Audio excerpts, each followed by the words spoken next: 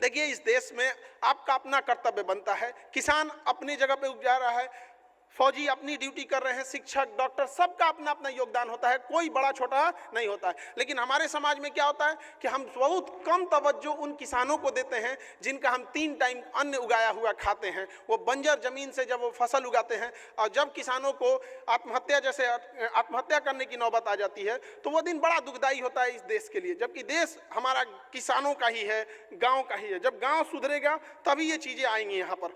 हम लोग भी जब यहाँ पटना में संस्था में पढ़ाते थे तो देखे, गांव से लोग आते थे इलाज कराने के लिए, उनको जब ब्लड वगैरह नहीं मिलता था तो कई बार हम लोग शुरुआती दौर में कि अब ये इसको कैसे ब्लड दिलाया जाए तो अपने क्लास के बच्चों को भेज देते थे, जाओ बउआ ब्लड दे के आ जाओ यहाँ पे।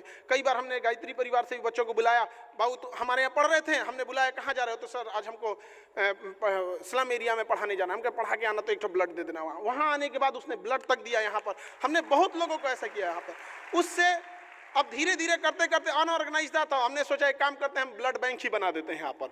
तो अभी बहुत जल्दी ब्लड बैंक हो जाएगा। चूंकि ये खरमास का महीना अब आने वाला है तो हमारी संस्कृति के अनुसार शायद उसमें कोई बड़ा काम नहीं करते हैं, तो हम सब चीज़ लेके चलना चाहिए यहाँ पर। तो ऐसा नहीं कि आप आगे बढ़ जाए तो अपने संस्कृति को ही भुला दें। यहाँ पर अपनी संस्कृति को भी संभाल के रखना है, ये हमारा कर्तव्य भी है। और आजकल के जो कुछ सेलिब्रिटी टाइप के हो गए हैं, ये पश्चिमी संस्कृति को अपना लिए हैं और कहते हैं ये मॉडर्न है।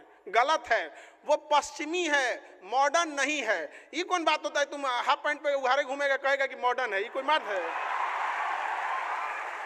इन ससुरों को भी समझाना पड़ेगा। वो कब जवाब दीजिएगा? जब आप भारतीय होने के बाद अगर अपनी बुलंदी, अपने कामयाबी को दुनिया को दिखाइएगा, तब लोग कहेंगे कि वो उघारे घूमना मॉडर्न नहीं है, ये कामयाबी मॉडर्न है। तो आप वो वाली कामयाबी लीजिएगा यहाँ पर।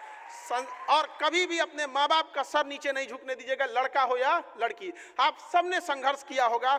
गरीबी इतनी भारत में बड़ी है, 150 करोड़ आबादी में 100 करोड़ ऐसे लोग हैं जो शायद आज कह दीजिएगा एक मोटरसाइकिल खरीदने के लिए तो नहीं खरीद पाएंगे। 150 करोड़ में 100 करोड़, ये हम लोग को बदलना है। ये कैसे बदल सकते हैं? एक अच्छी शिक्षा के माध्यम से। कई बार जो शिक्षा लेने जाते हैं तो उसको लोग कहते हैं कि व्यापार करो। भैया, व्यापारी व्यापार करेगा, शिक्षित जो पढ़ा लिखा है वो नौकरी करेगा। किसान, अब किसान से जाकर कहिए तुम जहाज उड़ाओ ना, अरे भाई वो खेती करने के लिए यहाँ पे है।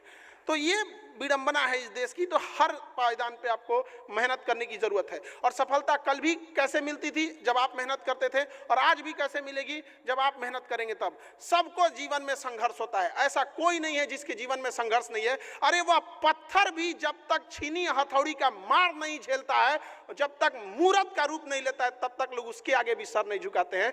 पत्थर को भी झीलना होता है, लेकिन जिस पत्थर ने चोट नहीं सहा, लोग उस पर लात रख के चले जाते हैं। तो ये तो इतिहास है। जब आपको खदान से सोना मिलता है तो सोना आभूषण नहीं होता है। उसे आभूषण बनने के लिए भी ना आप आग में तपना पड़ता है, आग में जल के तपना पड़ता है, तब जाके वो आभूषण का रूप लेता है, तो मूल्यवान होता है यहाँ पे। अगर नहीं तपिएगा, नहीं बनिएगा, तो आपका कोई मोल नहीं रह जाएगा। अगर सूरज की तरह चमकना है तो सूरज की तरह जलने की क्षमता भी रखो।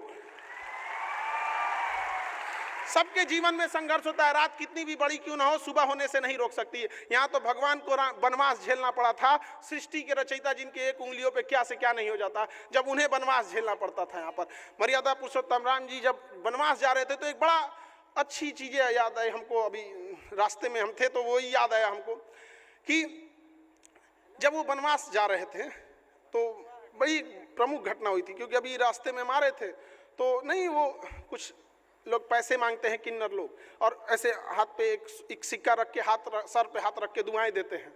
तो वहाँ से एक प्रचलन था कि जब राम जी जाने लगे तो अयोध्यावासी बड़ा प्रेम करते थे उनसे। सारे अयोध्यावासी रो रहे थे कि हमारे प्रभु जा रहे हैं। वो बड़ा अजीब सा मंजर था वो, और सब उनको छोड़ने आए कि हम चलते हैं चलते हैं। जब अयोध्या की सीमा समाप्त होने लगी तो वहाँ से मर्यादा पुरुषोत्तम राम जी लौटे, पीछे मुड़े और कहें कि आप सब लोग अब लौट जाएं, बच्चे, बूढ़े, माताएं, बहनें, पुरुष, स्त्री सब लौट जाएं। आप लोग यहाँ से अब लौट जाएं, हमारा वनवास का है। चूंकि वचन दिया हुआ है, रघुकुल रीत सदा चली आए, प्राण जाए पर वचन न जाए। तो वह वचन को तो निभाना था। तो वहाँ से उनकी बात मानकर लोग लौट गए। जब वनवास काट के, इतने लंबे समय का वनवास और काट के जब लौटे, तो जब अयोध्या की सीमा प्रारंभ होती है तो वहां पर कुछ किन्नर लोग खड़े थे, ट्रांसजेंडर। तो बड़ा अचंभा हुआ कि इतने लंबे वनवास करके आ रहे हैं और स्वागत में बस ये लोग हैं, और वो भी एकदम सीमा पर। तो अचंभा से पूछा गया कि ये क्या है, ये ही लोग बस हैं, स्वागत में तो होना चाहिए। कहा कि महाराज जी, स्वागत के लिए लोग वहां खड़े हैं, आप आंखें बिछाए खड़े हैं, तरस गई अयोध्यावासियों की, लेकिन यहाँ ये लोग। तो उन्होंने कहा ये लोग? कहा कि महाराज, जब आप वनवास जा रहे थे ना, तो उस समय आपने बोला था कि बूढ़े, बच्चे, स्त्री, पुरुष, महिला सब चली जाएं। आपने तो इनको बोला ही नहीं कि ये चले जाए। ये जब से वनवास में थे ये वहीं खड़े हैं, ये आए नहीं है स्वागत में, ये खड़े हैं वहीं पे। जी ने भावुक होकर कहा था कि तुम सर पे हाथ रख के जिसे आशीर्वाद दोगे उसका आशीर्वाद फलित हो जाएगा। आज भी वो परंपराएं हैं यहाँ पर। तो इस देश में तो भगवान लोगों को परीक्षा देनी पड़ी है, तो हम और आप किस डेगची के मसाला है? तपस्या तो करना ही पड़ेगा यहाँ पर, तो इससे भागना नहीं है यहाँ पर। तो इसलिए नहीं यहाँ पे। और यहाँ जब आप अच्छा काम कीजिएगा, जब भी कभी तो 10 लोग उंगलियां उठाएंगे।